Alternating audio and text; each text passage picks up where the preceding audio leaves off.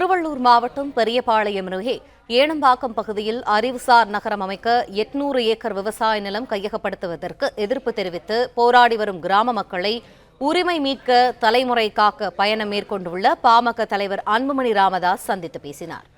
இது தொடர்பான மேலும் கூடுதல் தகவல்களை எமது செய்தியாளர் பாலாஜி வழங்க கேட்போம். பாலாஜி, இது தொடர்பான விரிவான தகவல்கள் என்ன? வணக்கம்.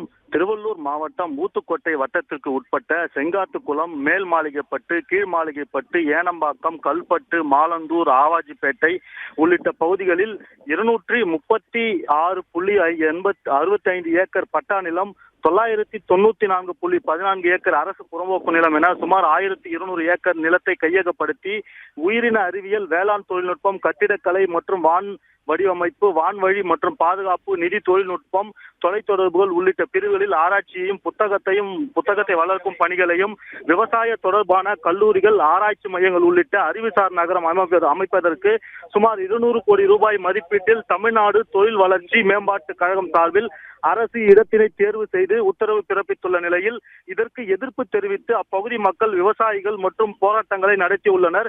இந்த நிலையில் மேல் மாளிகைப்பட்டு, செங்காத்துக்குளம் பகுதியில் விவசாய நிலம் மற்றும் வீட்டு மனைகள் இருக்கும் பகுதி காலி நிலம் என இதுவரை 176 பேரின் பட்டாக்களை அரசு கையகப்படுத்தியுள்ளது எனவும் முதல் கட்டமாக 800 ஏக்கர் நிலத்தை கையகப்படுத்துவதற்கான நடவடிக்கைகளை மேற்கொள்ளப்பட்டு வருகிறது. இந்த நிலையில் அறிவுசார் நகரத்திற்கு எதிராகவும் விவசாயிகள் மற்றும் பொதுமக்களுக்கு ஆதரவாக அன்புமணி ராமதாஸ் அவர்கள் பெரியபாளையம் அருகே உள்ள ஏனம்பாக்கம் பகுதியில் பொதுமக்கள் மற்றும் விவசாயிகளிடம் அறிவுசார் நகரம் குறித்து கருத்துக்களை நேரில் சந்தித்து கேட்டறிந்து வருகிறார். இதில் நன்றி பாலாஜி, விரிவான தகவல்களுக்கு. பிளே ஸ்டோர் மற்றும் ஆப் ஸ்டோரில் இருந்து பாலிமர் செயலியை QR கோடு மூலம் பதிவிறக்கம் செய்யுங்கள். செய்திகளை உடனுக்குடன் பெறுங்கள்.